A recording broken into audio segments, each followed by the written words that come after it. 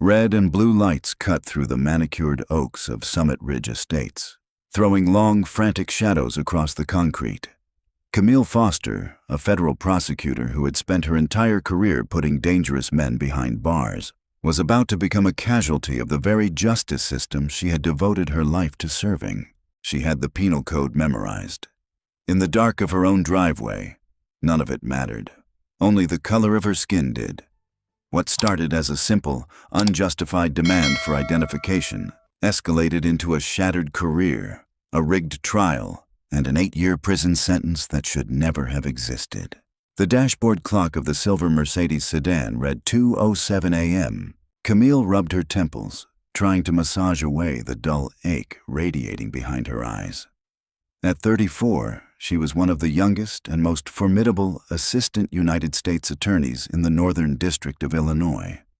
For the past 6 months, she had been building a massive RICO case against a syndicate of fentanyl distributors, a case that had consumed her nights, her weekends, and every scrap of peace of mind she once possessed. Finally turning onto Willow Lane, she let out a long, exhausted breath.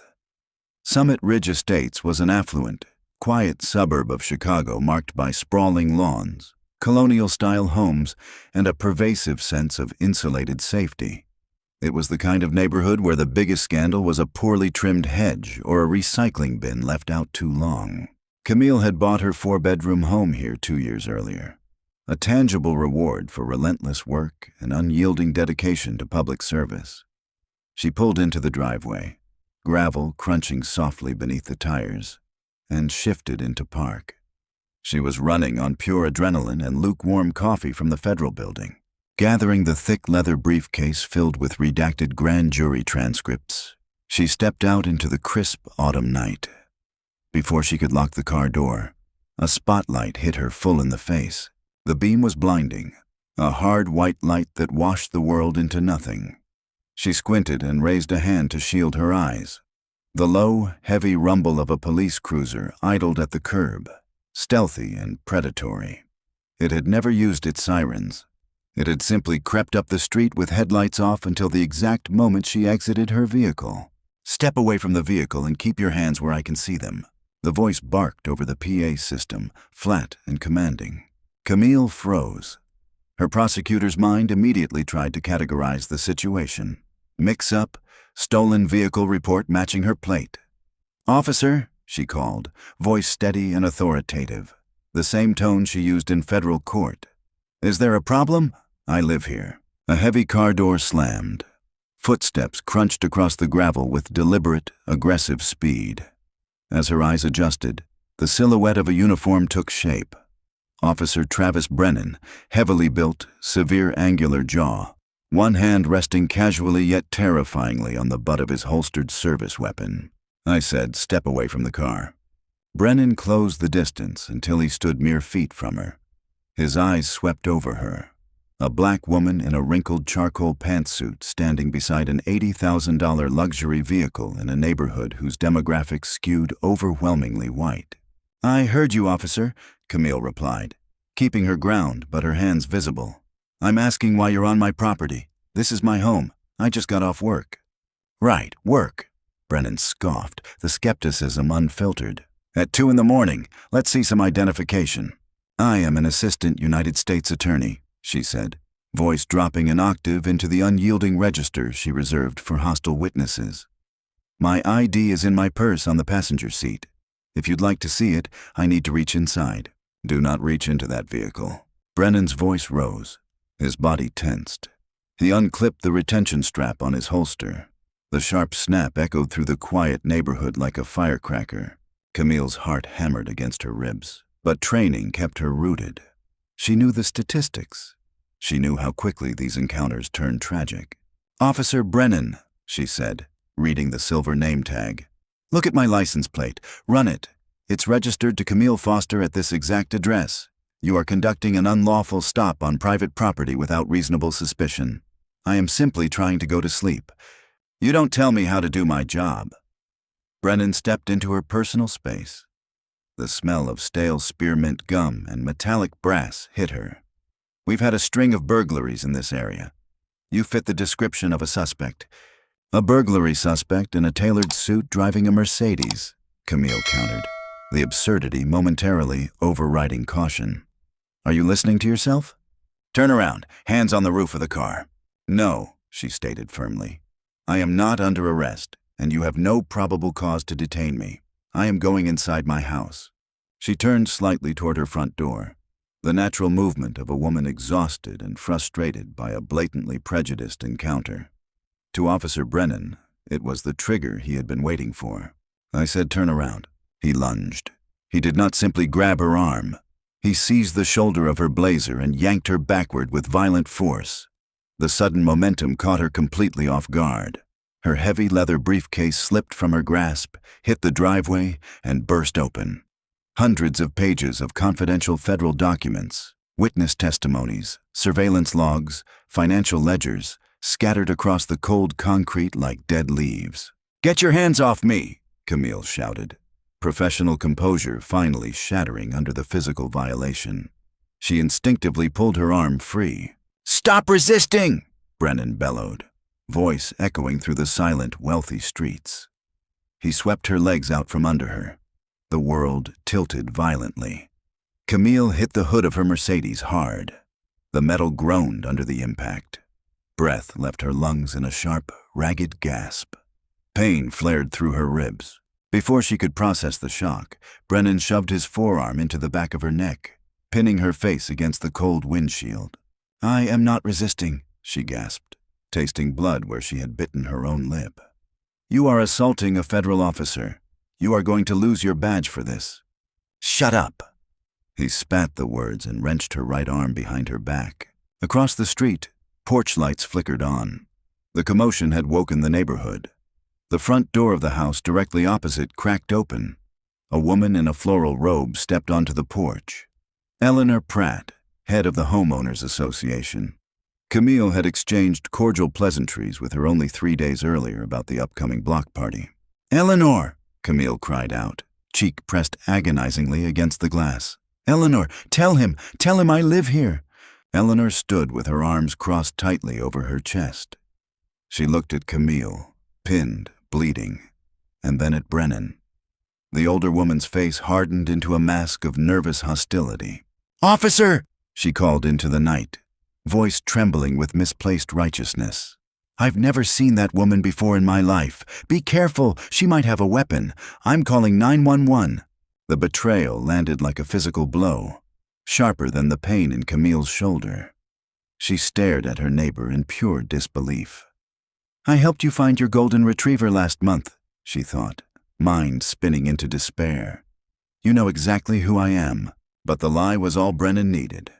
The neighbor's deliberate failure to identify her provided perfect retroactive justification for his violence. You hear that? Brennan whispered harshly in her ear, knee digging into the back of her thigh. Nobody knows you here. You don't belong here.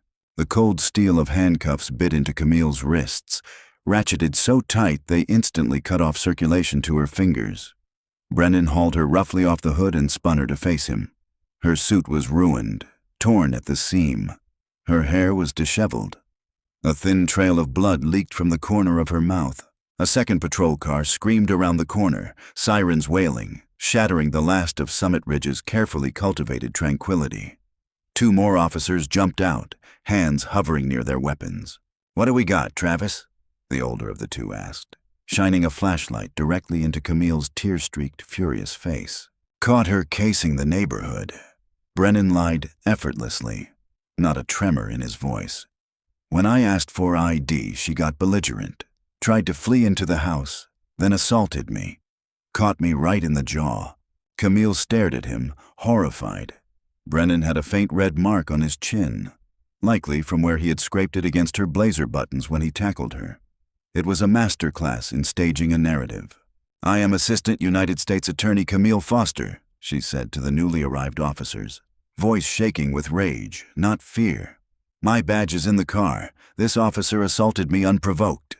Check the dashboard camera. Check his body cam. The older officer glanced at Brennan.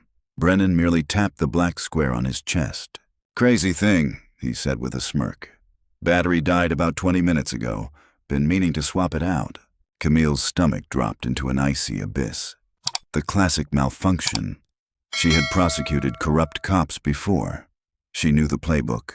Without footage, it was a sworn police officer's word against a black woman in handcuffs. The fact that she was a federal prosecutor suddenly felt terrifyingly irrelevant. They shoved her into the back of the cruiser. As the door slammed shut, caging her behind the thick plexiglass partition, she looked out the window. Her neighbors stood on their lawns now, watching in silent judgment as the criminal was hauled away. Her legal documents, months of meticulous work on the RICO case, still blew across the driveway, fluttering into the darkness. The holding cell at the 9th Precinct smelled of bleach, stale sweat, and human misery. Camille sat on the rigid stainless steel bench, hands resting in her lap. They had finally removed the cuffs, leaving deep purple and red grooves etched into her skin. It was 5:18 a.m. She had been sitting in the freezing cell for 3 hours without a phone call. She was not panicked. She was calculating. The moment she failed to appear for her 8 a.m. case briefing at the federal building, alarms would sound. Her boss, United States Attorney Gregory Whitman, would track her down. Whitman was a political animal, yes, but he was also a mentor. He had personally assigned her the syndicate case. He would walk into this precinct, tear Brennan apart, and have the charges dropped before the sun fully rose. At 6:09 a.m., the heavy metal door to the cell block clanged open. Camille stood, straightening her ruined jacket, preparing to leave. Gregory Whitman walked down the corridor. Tall, impeccably tailored, silver hair, perpetual expression of calculated diplomacy. But as he approached the bars of her cell, Camille noticed he was not looking at her with outrage or concern. He looked at her with profound, guarded distance. Behind him stood a man she recognized instantly. Leonard Vance, a high-priced defense attorney who frequently represented the local police union. "Gregory," Camille said, gripping the bars. "Thank God. Get me out of here. This entire precinct needs to be under federal investigation by noon. Brennan assaulted me, filed a false report, and—" "Camille, stop!" Whitman's voice was hushed and unnervingly flat. He glanced nervously at the guard at the end of the hall. "Just listen to me." "Listen to you? I was attacked on my own property." Whitman sighed, running a hand over his jaw. "The police union is already mobilizing. They're drawing up the charging documents right now. They're not charging you with resisting arrest or disorderly conduct. They're charging you with aggravated assault on a police officer, a felony." Brennan went to the hospital. "He's claiming a torn rotator cuff and a concussion." "He's lying!" Camille's voice bounced off the concrete walls. "He tackled me. He's fabricating injuries to cover a bad stop." "It doesn't matter what the truth is right now," Vance chimed in smoothly, stepping forward. "What matters is what the press is going to see." Brennan's dashboard camera caught the audio and a partial visual. "It doesn't look good, Ms. Foster. It shows you refusing orders, turning away, and a physical scuffle ensuing." "Because he grabbed me." Whitman looked at the floor, unable to meet her eyes. "Camille, the mayor's office called me 20 minutes ago. The police union is threatening a wildcat strike if the U.S. Attorney's Office tries to flex federal jurisdiction to bury a cop-beater case. We're in the middle of an election year. The optics." Camille felt the air evacuate from the room. She stared at the man who had sat at her dining room table, who had praised her intellect and tenacity. "The optics," she repeated, the words tasting like ash. "You're throwing me to the wolves over optics? I am placing you on indefinite administrative leave pending the outcome of the criminal investigation," Whitman said, reverting to his cold, bureaucratic persona. "I can't interfere in a local jurisdiction's felony assault case against one of my own prosecutors.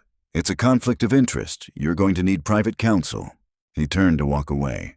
The betrayal was so absolute, so swift, it was dizzying. "Gregory," she called. He stopped but did not turn around. A horrifying realization crystallized in Camille's mind. The missing files, the RICO case. The fentanyl syndicate she was investigating had suspected ties to local law enforcement. She had been pulling financial records on several officers in the 9th Precinct. "This wasn't a random stop," she whispered, voice carrying through the quiet cell block. "Brennan knew who I was. He was waiting for me. They wanted my briefcase. They wanted to discredit me. Whitman finally turned his head, looking back at her over his shoulder. The expression on his face was not denial. It was a terrifying, quiet confirmation. He knew, and he was too scared of the political fallout to do anything about it. "Get a good lawyer, Camille," he said softly. "The system doesn't forgive people who end up on the wrong side of the glass." As Whitman and Vance walked out, leaving her in the cold, echoing silence of the cell, Camille realized she was no longer fighting only for her career. She was fighting for her freedom against a machine she had helped build, a machine that had just decided to eat her alive. Camille's life savings evaporated in less than 72 hours. Retaining Everett Shaw, the only private defense attorney in the state with a reputation vicious enough and a baseline cynicism deep enough to take on the local police union and the district attorney's office simultaneously, cost her everything she had accumulated over a decade of public service. Shaw was a brilliant, perpetually exhausted cynic who viewed the American justice system not as a balanced scale, but as an industrial meat grinder. They sat in his cramped, dimly lit downtown Chicago office, surrounded by towering, precarious stacks of cardboard discovery boxes. Shaw tossed a thin manila folder onto the scarred mahogany desk. The paper slapped the wood with a depressing thud. "They're completely stonewalling us on the fentanyl syndicate files, Cam," Shaw grunted. He rubbed his bloodshot eyes, staring at the meager police report. Gregory Whitman and the U.S. Attorney's Office issued a formal statement. "They claim your leather briefcase was recovered at the scene with all documents intact. However, the specific financial ledger logs, the ones you said linked the 9th Precinct to the cartel's money laundering operations, are miraculously unaccounted for. The official line is that they were blown away or misplaced during the chaotic physical altercation in your driveway." "They didn't blow away, Everett," Camille said, voice stripped of its usual warmth, replaced by a brittle, hardened edge that even she found terrifying. "Brennan's backup officers swept the driveway before the actual crime scene unit arrived. They stole the evidence. Brennan didn't just profile me, he neutralized a federal threat to his own illicit income." "I believe you," Shaw sighed, leaning back in his squeaking leather chair. "But belief isn't admissible in court. Evidence is. And Judge Lillian Crow just ruled on our pretrial motions. She granted the prosecution's motion in limine. We are strictly forbidden from bringing up your RICO investigation, the missing files, or any theories of a police conspiracy during the trial. She deemed it highly prejudicial, speculative, and irrelevant to the specific charge of aggravated assault. If we even hint at it, she'll hold me in contempt and declare a mistrial." Camille felt the air leave the room again. They had successfully gagged her. They were going to try her in a vacuum, stripping away all context, all motive for the police framing her, leaving only the narrative of a hysterical, violent black woman attacking a decorated police officer. The trial began 3 agonizing months later. The courtroom felt less like a hall of justice and more like an execution chamber.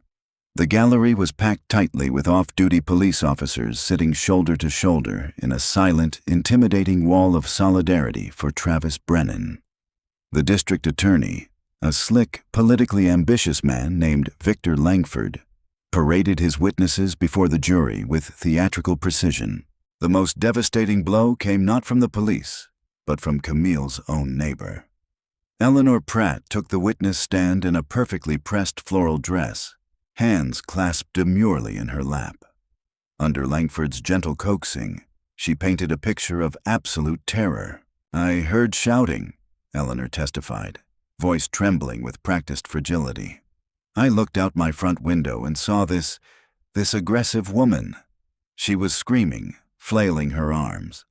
Officer Brennan was just trying to calm her down, speaking so softly, but she wouldn't listen. She just snapped. I saw her lunge at him, striking him right in the face. It was horrifying. We moved to Summit Ridge to get away from this kind of violent behavior." "Objection," Shaw roared, slamming his palm on the defense table. "Prejudicial language and speculation." "Sustained," Judge Crow said smoothly, barely looking up from her notes. "The jury will disregard the witness's last sentence. However, the testimony regarding the physical strike remains." Shaw tore into Eleanor on cross-examination, exposing her poor eyesight, the darkness of the street, and the fact that she had been viewing the scene from more than 80 feet away through a pane of glass. He forced her to admit that Camille had helped her find her dog, attempting to show that Eleanor knew exactly who Camille was and had lied to the police out of prejudice. But the damage was done. Eleanor's tearful demeanor played perfectly to the jury, who looked at the older woman with deep, uncritical sympathy. Then came Travis Brennan. He wore his Class A dress uniform, chest adorned with commendations. He spoke with a quiet, humble restraint that made Camille's blood boil. He described his injuries, a torn rotator cuff and a severe concussion, claiming he had suffered crippling migraines ever since Camille brutally attacked him. "I was simply asking for identification to ensure the safety of the neighborhood, sir," Brennan told the jury, looking earnestly into the box. "I treat everyone with the same respect." Ms. Foster became immediately hostile, used her knowledge of the law to try and intimidate me. And when that failed, she resorted to sudden, extreme violence. Shaw's cross-examination was a master class in aggressive litigation, but it was like punching a brick wall. Brennan had clearly been coached by the police union's best fixers. He deflected. He remained calm. He repeatedly leaned on the tragic coincidence that his body camera had malfunctioned, robbing the court of seeing the truth. "Isn't it true, Officer Brennan," Shaw pressed, stepping out from behind the podium, "that you recognized Ms. Foster the moment you pulled up?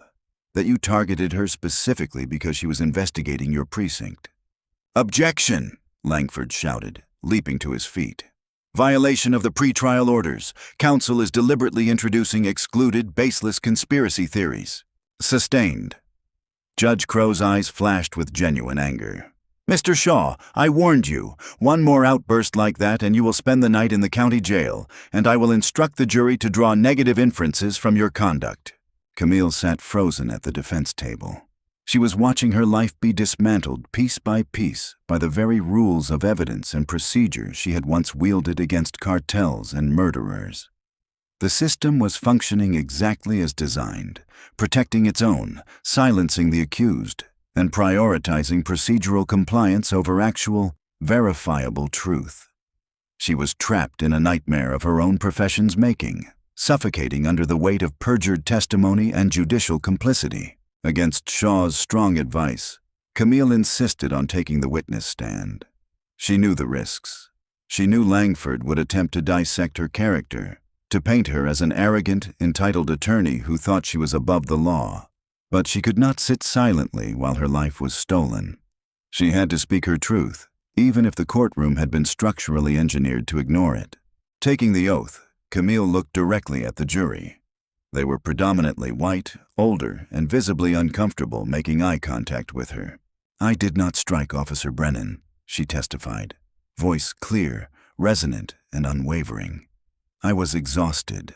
I was carrying legal files. He demanded identification, and when I informed him my purse was in the car, he ordered me not to move. I complied. When I stated I was going into my own home, he initiated extreme, unprovoked physical force. He grabbed my clothing, swept my legs, and slammed my face into the hood of my vehicle. I was the victim of an assault that night, not the perpetrator." Langford's cross-examination was swift and vicious. He did not attack her version of the events directly. Instead, he attacked her demeanor. He used her legal background against her, twisting her knowledge of her rights into an accusation of arrogance. "You're an assistant U.S. attorney, Ms. Foster," Langford said, pacing before the jury. "You know how police stops work. You know that compliance is paramount for safety. Yet you admit you argued with the officer. You admit you turned your back on him to walk to your house. You felt the rules didn't apply to you because of your badge, didn't you? You felt insulted that a patrolman dared to question you in your wealthy neighborhood." "I felt terrified," Camille corrected him sharply, "because a man with a gun was screaming at me on my own property without lawful justification." "Justification is for the courts, Ms. Foster, as you well know," Langford sneered, "not the driveway." The closing arguments were a study in agonizing contrasts. Shaw passionately pleaded with the jury to see through the blue wall of silence, to recognize the convenient lack of camera footage, and to look at the sheer absurdity of a federal prosecutor throwing her career away to punch a cop. Langford, in turn, wrapped himself in the flag and the thin blue line, portraying Brennan as a working-class hero, simply trying to protect a neighborhood from an entitled, violent elitist who thought her race and her job made her untouchable. The jury deliberated for a grueling, terrifying 3 days. Every hour that ticked by in the bleak, windowless holding room adjacent to the courtroom chipped away at Camille's sanity. On the afternoon of the 3rd day, the buzzer sounded. A verdict had been reached.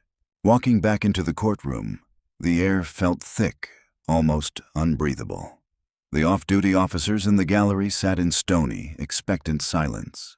Camille stood next to Shaw, heart hammering so violently she felt physically ill. She stared at the jury foreperson, an older man in a checkered shirt holding a single sheet of paper. In the matter of the state versus Camille Foster, the foreperson read, voice painfully loud in the silent room. On the charge of aggravated assault on a law enforcement officer, we find the defendant guilty. A collective, muffled sigh of relief rippled through the police officers in the gallery. Camille did not gasp. She did not cry. She simply stopped feeling anything at all. A cold, absolute numbness washed over her, freezing her blood. Shaw placed a heavy, defeated hand on her shoulder, muttering curses under his breath. The sentencing hearing was scheduled 2 weeks later. The probation department, heavily influenced by the district attorney's office, recommended the maximum penalty. They cited her lack of remorse and the need to send a strong message that no one, not even a federal prosecutor, is above the law. Judge Lillian Crow looked down at Camille from the elevated bench, expression devoid of any human empathy. "Ms. Foster," she began, adjusting her reading glasses, "your actions on that night were a disgrace to the legal profession. You abused your position. You violently attacked a public servant who was merely performing his duties. And throughout this trial you have shown absolutely no contrition, opting instead to cast baseless conspiratorial aspersions on the police department. Society must be protected from individuals who react to lawful authority with such brazen, unchecked violence." Camille stood tall, refusing to let them see her break. "Your Honor, I am innocent. This court has facilitated a profound miscarriage of justice to protect corrupt officers. That is exactly the kind of unrepentant arrogance that brings us here today." Judge Crow snapped, striking her gavel. "Camille Foster, I sentence you to 8 years in the state penitentiary without the possibility of parole for the first 5 years. You are remanded into the immediate custody of the sheriff's department." The sound of the heavy metal handcuffs clicking around Camille's wrists was the loudest sound in the world.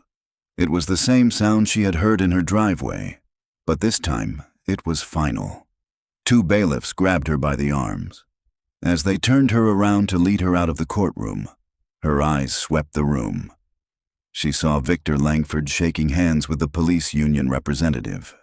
She saw Travis Brennan, the man who had ruined her life to protect his own crimes, smiling faintly, receiving pats on the back from his fellow officers.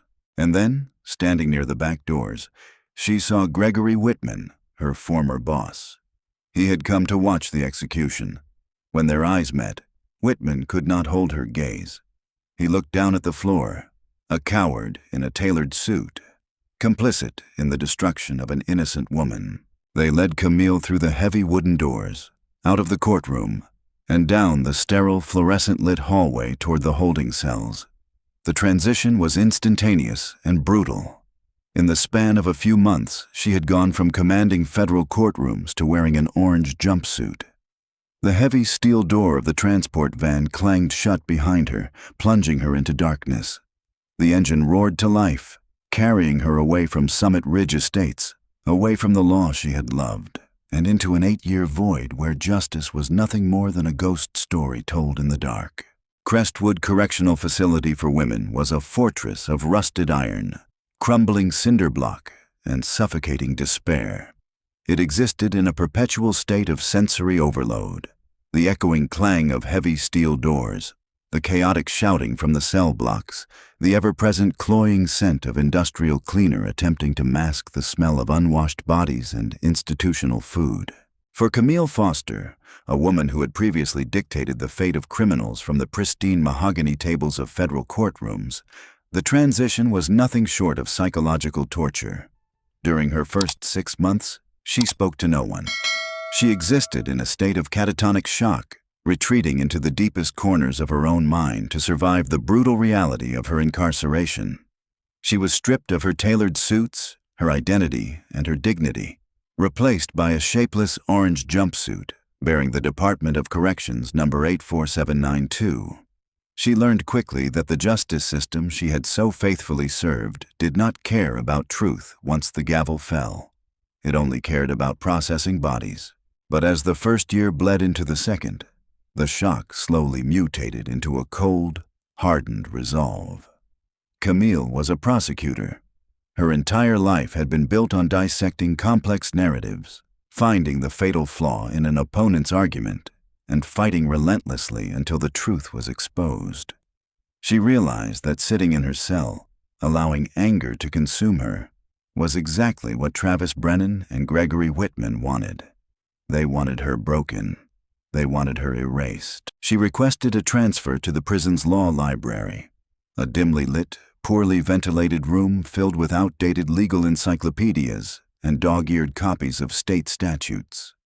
The warden, a stern but pragmatic woman named Ruth Hargrove, granted the request, hoping Camille's legal expertise would keep the more litigious inmates occupied and quiet. It was within those dusty walls that Camille found her armor. She began drafting habeas corpus petitions, appeals, and civil rights complaints for her fellow inmates. She helped Rosa Alvarez, a young mother serving time on a trumped-up conspiracy charge, get her sentence reduced by identifying a blatant procedural error in the district attorney's filing. She drafted a successful federal lawsuit against the prison for unconstitutional medical negligence on behalf of an elderly inmate. In the microcosm of Crestwood, Camille Foster was no longer just inmate 84792. She was the silent, formidable force of the law, wielding her intellect like a scalpel. Despite her internal victories, her own case remained a locked vault. Everett Shaw, her cynical but fiercely loyal defense attorney, visited her every 2 months. The visits were usually exercises in shared frustration. The appellate courts routinely rubber-stamped Judge Crow's rulings, refusing to overturn the conviction based on the overwhelming witness testimony and the strict adherence to pretrial evidentiary exclusions. On a blistering Tuesday afternoon in mid-August, exactly 2 years and 4 months into Camille's sentence, the heavy steel door of the visitation room clanged open. Camille sat down behind the scratched plexiglass partition and picked up the heavy black telephone receiver. When she looked up, she noticed an immediate difference in Shaw. He was not wearing his usual expression of exhausted defeat. His tie was loosened, his eyes were wide, and he was clutching a thick, expanding file folder with white-knuckled intensity. "I told you not to waste your time driving down here unless you had a miracle, Everett," Camille said, voice raspy from disuse, yet still carrying the sharp, authoritative cadence she had never lost. "I don't have a miracle, Cam," Shaw replied, breath hitching slightly as he pressed the folder against the glass. "I have a wrecking ball." Camille leaned forward. The chain of her handcuffs clinked softly against the metal counter. "Talk to me." 3 nights ago, the Drug Enforcement Administration executed a coordinated multi-state raid on the very fentanyl syndicate you were investigating before you were arrested, Shaw began, speaking rapidly, eyes darting around the visitation room to ensure no guards lingered too close. A joint task force spearheaded by FBI Special Agent Derek Langston. They hit a major money laundering stash house just outside the city limits. Camille's heart skipped a beat. The syndicate, the missing files. "Did they find something?" Shaw smiled, a feral, triumphant baring of teeth. "They didn't just find drugs, Cam. They found the cartel's primary bookkeeping ledger, a physical hardbound book detailing millions of dollars in illicit payouts, bribes, and protection money." "Everett, I knew about the ledger," Camille interrupted, frustration momentarily flaring. "That was the core of my RICO case. That was the evidence in my briefcase that Brennan stole from my driveway to protect himself. But Judge Crow ruled it inadmissible because we couldn't physically produce it to prove his motive." "Let me finish," Shaw insisted, voice dropping to an urgent whisper. The DEA seized the ledger. When Special Agent Langston began processing the physical evidence, he noticed something tucked inside the back cover. It was a cluster of folded, heavily redacted grand jury transcripts. Your transcripts, Cam. The exact documents from your stolen briefcase. The air evacuated from Camille's lungs. The concrete walls of the visitation room seemed to dissolve. There's more, Shaw continued, pressing his hand against the plexiglass as if trying to physically transmit the energy of the revelation. Langston ran forensic analysis on the ledger and the documents. They pulled 7 distinct high-quality latent fingerprints off those grand jury transcripts. 5 of them belonged to you. 2 of them belonged to Officer Travis Brennan of the 9th Precinct. Camille closed her eyes. A single hot tear tracked down her cheek. The first time she had cried since the night of her arrest. It was not a tear of sadness. It was the overwhelming, violent release of 2.5 years of agonizing injustice. Brennan claimed under oath that he never touched my briefcase, she whispered, the legal implications instantly assembling in her mind. He testified that it blew away in the wind. The prosecution's entire timeline was built on the assertion that the stop was a routine neighborhood patrol. Exactly, Shaw said, voice trembling with adrenaline. Brennan committed aggravated perjury. The physical evidence proves he stole federal documents from a U.S. attorney to cover up his own inclusion on a cartel's payroll. Special Agent Langston cross-referenced the ledger's payout codes. Brennan is listed as receiving $10,000 a month to provide the syndicate with police dispatch schedules and blind spots. What about Gregory Whitman? Camille demanded, eyes snapping open, burning with a cold, unforgiving fire. The betrayal of her former mentor still felt like a knife buried between her ribs. Whitman is panicking, Shaw sneered. The FBI raided the U.S. Attorney's local office this morning. They seized his hard drives and internal communications. It turns out Whitman knew about the missing files being linked to Brennan within 48 hours of your arrest. He actively buried the internal inquiry because he was angling for a federal judgeship and didn't want a police corruption scandal exploding under his watch during an election year. He sacrificed you for a promotion. So, what's the play? Camille asked, mind already shifting from the shock of the revelation to the tactical execution of her revenge. She was no longer just a victim. She was a prosecutor who had just been handed the ultimate smoking gun. I'm filing an emergency writ of habeas corpus and a motion to vacate the conviction based on egregious prosecutorial misconduct, Brady violations, and newly discovered evidence of absolute innocence, Shaw explained, tapping the folder. And we aren't going in front of Lillian Crow, because this involves a federal RICO investigation and the obstruction of justice by local police. We managed to get the hearing bumped to the federal district court. We're going before Judge Harlan Pierce. He hates dirty cops and he despises corrupt prosecutors. Get me out of this cage, Everett, Camille said, voice dropping to a terrifyingly calm register. Get me out of here, and I will burn their entire house to the ground. Shaw nodded, picking up his briefcase. Pack your things, counselor. You're going home.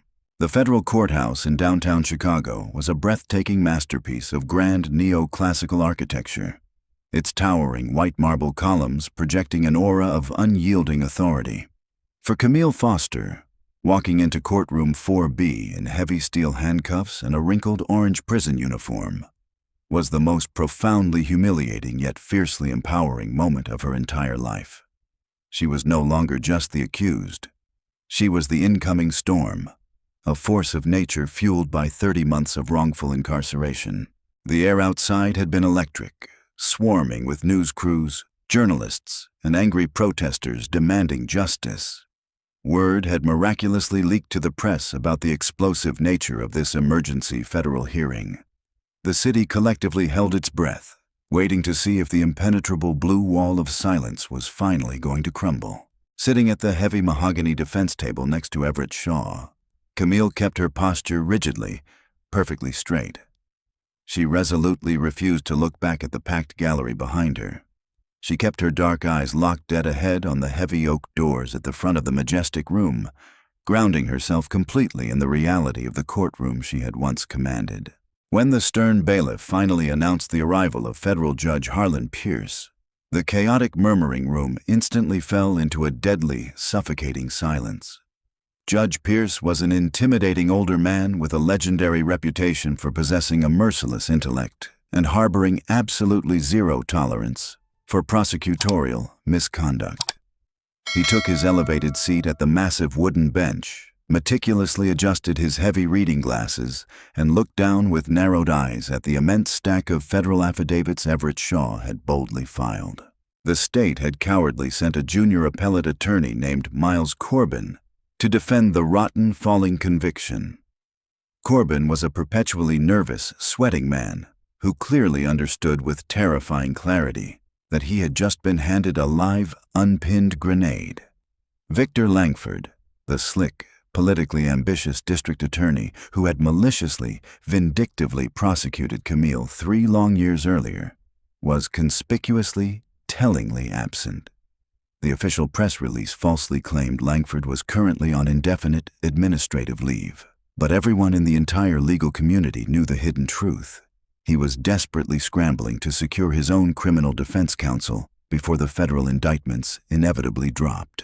The balance of power in the quiet room had violently shifted forever. "Mr. Shaw," Judge Pierce boomed, his deep, resonant voice echoing off the vaulted painted ceiling. "I have thoroughly, exhaustively reviewed your urgent emergency motions as well as the sealed classified affidavits provided directly by the Federal Bureau of Investigation. The horrific allegations contained herein represent a catastrophic systemic failure of our entire judicial process. Is the state actually prepared to address the physical forensic evidence recently presented by the Drug Enforcement Administration?" Miles Corbin stood up incredibly slowly, pale, thin hands visibly shaking as he gripped the hard edges of the wooden prosecution podium. "Your Honor," he stammered, voice cracking slightly under the immense pressure, "the state respectfully maintains that the original criminal conviction was lawfully secured through highly credible eyewitness testimony. While the sudden discovery of this cartel ledger is admittedly troubling, it does not definitively invalidate Eleanor Pratt's sworn statements regarding the physical violent altercation." Judge Pierce's face darkened instantly, jaw clenching with barely suppressed righteous fury. "Do not dare insult my intelligence in my own courtroom, counsel," he snapped, voice cracking like a heavy leather whip. The eyewitness in question was an elderly, frightened woman standing outside. She was exactly 80 feet away in the pitch black of night. The arresting officer's sworn, uncontested testimony was the absolute linchpin of your entire malicious prosecution. That specific officer boldly testified he did not tamper with the defendant's personal property. Pierce angrily waved his hand, completely dismissing Corbin's pathetic defense, and immediately turned his full, undivided attention to the wooden witness stand. FBI Special Agent Derek Langston had just been formally sworn in, sitting with strict military posture, silver federal badge gleaming brightly against his dark-tailored suit.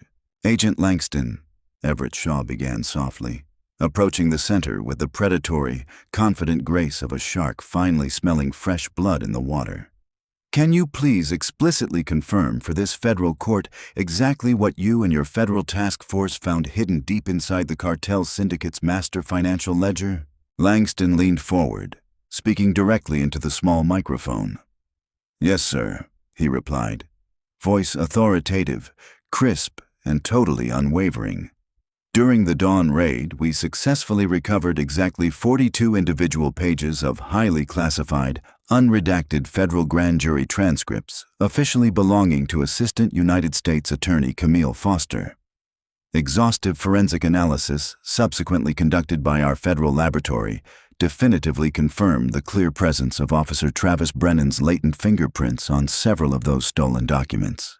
Furthermore, the master ledger itself explicitly, meticulously details recurring monthly wire transfers routing directly to offshore banking accounts intrinsically linked to Officer Brennan's brother-in-law. These massive secret payments were explicitly coded as financial compensation in direct exchange for critical, highly sensitive operational police intelligence and daily dispatch schedules. A collective shocked gasp swept rapidly through the packed, sweaty gallery, followed by a frantic, buzzing wave of whispered disbelief. The indisputable empirical truth hung in the stale courtroom air like a massive, suffocating weight that instantly crushed the state's entire fabricated narrative into fine dust. Agent Langston, Shaw continued smoothly, mercilessly pressing his massive advantage without demonstrating a single ounce of human mercy. Based directly upon your exhaustive federal investigation, your forensic analysis, and the recovered communication logs, did Officer Travis Brennan actually initiate a lawful, routine, random neighborhood patrol stop on Ms. Foster's private residential property that tragic night? Langston did not blink once. No, sir, he absolutely did not, he stated calmly. His strong voice rang with absolute, chilling finality. Historical cellular tower data definitively confirms that Officer Brennan sat perfectly idle, parked exactly 2 quiet blocks away from Ms. Foster's residence for over 3 agonizing hours. He was intentionally, maliciously waiting for her to return home from the federal building. It was not a random encounter. It was a highly coordinated, targeted, and premeditated ambush specifically designed to illegally seize the confidential legal files that would have ultimately implicated him deeply in a massive, sprawling federal racketeering enterprise. Everett Shaw turned incredibly slowly on his expensive polished black leather shoes. He deliberately locked his piercing eyes with the utterly defeated state's attorney. I have absolutely no further questions for this specific witness, Your Honor. Miles Corbin wisely declined to formally cross-examine the federal agent. There was nothing left to ask. The entire corrupt foundation of their ugly lies had been spectacularly, publicly atomized. Judge Harlan Pierce looked out over the hushed courtroom. His weathered expression was a complex, heartbreaking mixture of profound disgust, deep sorrow, and righteous anger. He finally let his intense, probing gaze settle softly on Camille for a brief, almost magical second. For the very first time in nearly 3 agonizing years, a sitting judge looked at her not as a convicted, dangerous felon, but as a brilliant, respected colleague who had been brutally, systematically wronged by the exact justice system she truly loved. The American justice system strictly relies upon a fragile, sacred pact of public trust. Pierce spoke, powerful voice heavy with deep emotional solemnity. When those sworn individuals explicitly appointed to protect and uphold the sacred law deliberately weaponize their vast authority to silence legitimate investigators, to fabricate damning physical evidence, and to completely destroy innocent lives, the entire structural foundation of our democratic society rapidly rots from the inside out. He picked up his heavy wooden gavel. Based upon the completely overwhelming, indisputable, and shocking evidence of extreme prosecutorial misconduct, blatant police perjury, and a highly coordinated malicious conspiracy to explicitly obstruct federal justice, I am hereby officially vacating the criminal conviction of Camille Foster. All previous charges are hereby permanently dismissed with extreme prejudice. Ms. Foster, you are completely, unequivocally exonerated of all alleged wrongdoing. Bailiff, please carefully remove those heavy iron cuffs from her wrists immediately so she can freely walk out of this courtroom today. The steel clicked open. For the first time in 2 years and 4 months, Camille Foster felt the weight of the system leave her body. She stood, straightened the orange jumpsuit that no longer defined her, and walked out of courtroom 4B under her own power. Into the blinding Chicago sunlight, into the roar of the waiting crowd, and into the long, hard fight that still remained to burn the house of lies to the ground.